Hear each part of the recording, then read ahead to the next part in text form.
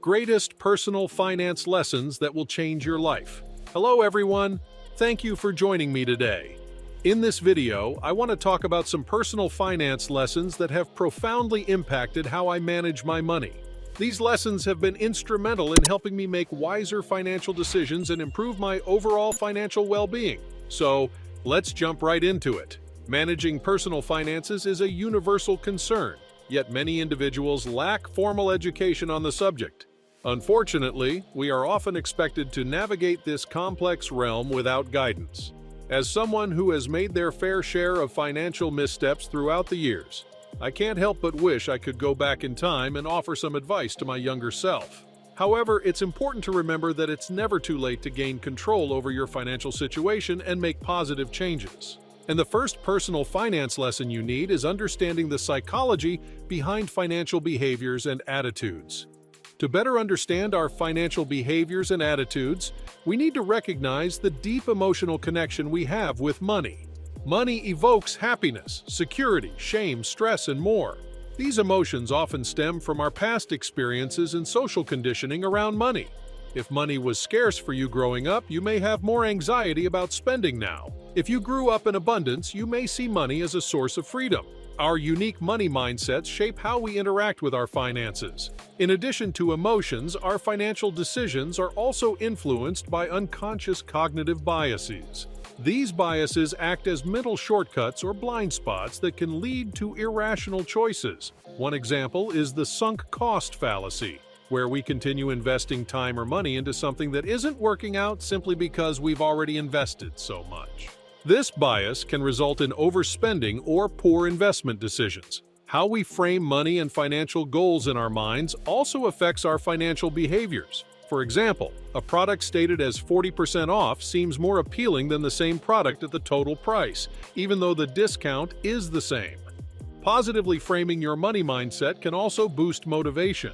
Instead of seeing a savings goal as a sacrifice, reframe it as an investment in your future well-being. Social comparison also influences financial decisions. We judge our money situation based on what others around us have. A neighbor buying a fancy new car can make us feel inadequate and tempt us to overspend, or it may motivate us to reach higher financial goals. The bottom line is that our thoughts and social perceptions around money impact how we manage it. That's why financial education is so important. Learning money management skills helps us make informed choices that support our needs and values instead of just reacting emotionally. Another personal finance lesson you need to change your life is knowing how to manage your funds. Creating and maintaining a budget is essential for gaining control over your finances, even though it may feel overwhelming if you're new to it. Simply put, budgeting involves balancing your income and expenses to spend less than you earn. But how do you create a budget? To start, determine your net monthly income. This is the amount you receive after taxes and deductions have been taken out. First, calculate your total expenses by including housing, transportation, food expenditures, utility bills, debt payments, and discretionary spending. To obtain an accurate expense figure, tracking your spending for 1 to 2 months is recommended. Compare your income and expenses. If expenses are higher, look for areas to cut back and save, like eating out less or lowering your cable bill. The goal is to make income exceed expenses. Once you have established a budget, it is important to strategically prioritize and pay off your debts. Follow these steps to effectively manage your debt. First, create a comprehensive list of all outstanding debts and note their respective interest rates. Ensure that you make the minimum payments on all accounts and, if possible, allocate any additional funds towards paying off the debt with the highest interest rate first. Also, beware of maxing out credit cards. Using over 30% of your credit limit can hurt your credit score, so keep balances low. Pay off cards in full each month if you can. Our next finance lesson is always to invest in yourself. If you want to increase your wealth, one of the most valuable investments you can make is in yourself. By devoting resources and effort to enhancing your skills, health, and knowledge, you enhance your earning potential in the present and ensure future growth. Here are some helpful tips. First, create a personal spending plan to align expenses with your goals. Track your saving and spending habits in an app or spreadsheet. This gives you control over where your money goes so you can prioritize investing in yourself. After that, prioritize investing in your most valuable asset, your health. Incorporate healthy eating habits, regular exercise, and adequate sleep into your self-investment plan. You'll increase focus and productivity by taking care of your body and mind.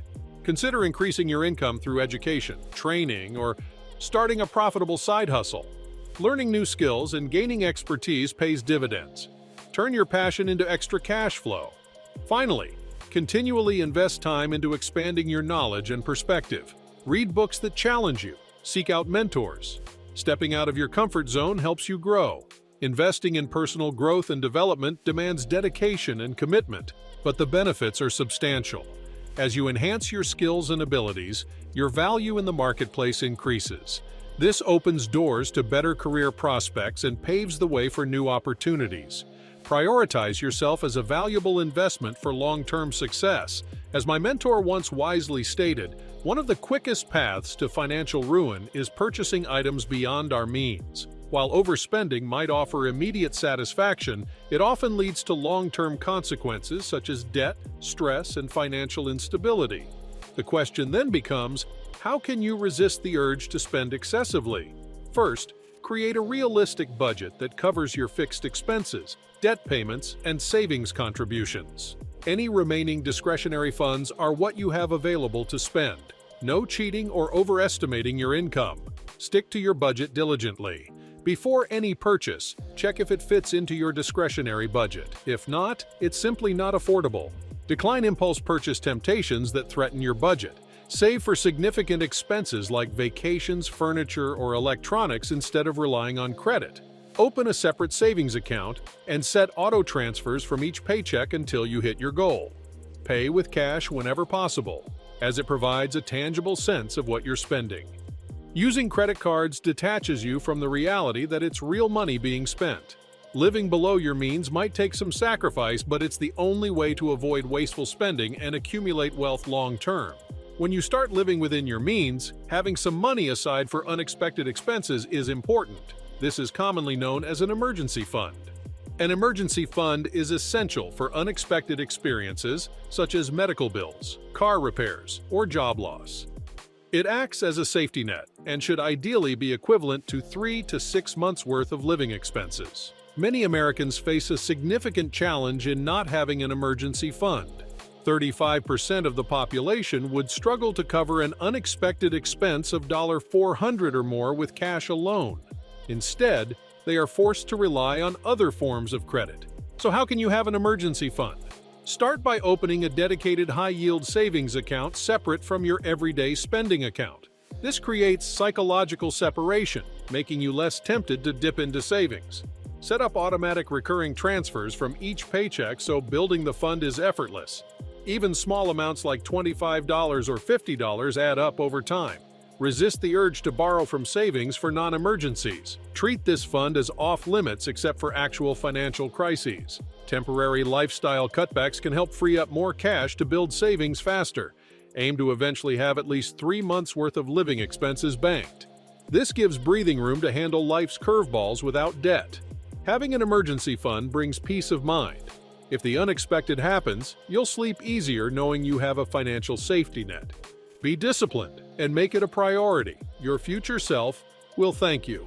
And that wraps up my finance lessons that will change your life. I hope you found these personal finance lessons helpful and gained valuable insights into improving your financial situation. If you enjoyed watching this video, please consider giving it a thumbs up and subscribing to my channel for more finance-related content. I appreciate your feedback. Please comment below on any specific personal finance topics you would like me to cover in future videos. If you have any money-related questions or need assistance, feel free to share them. I value and welcome your suggestions. Also, hit that notification bell so you never miss new videos and financial tips. Help me spread the word by sharing this video with your friends and family if you found it helpful. Thanks so much for watching. I appreciate every one of you. I'll see you in the following video. Until then, remember to take control of your money so it doesn't control you. Bye for now.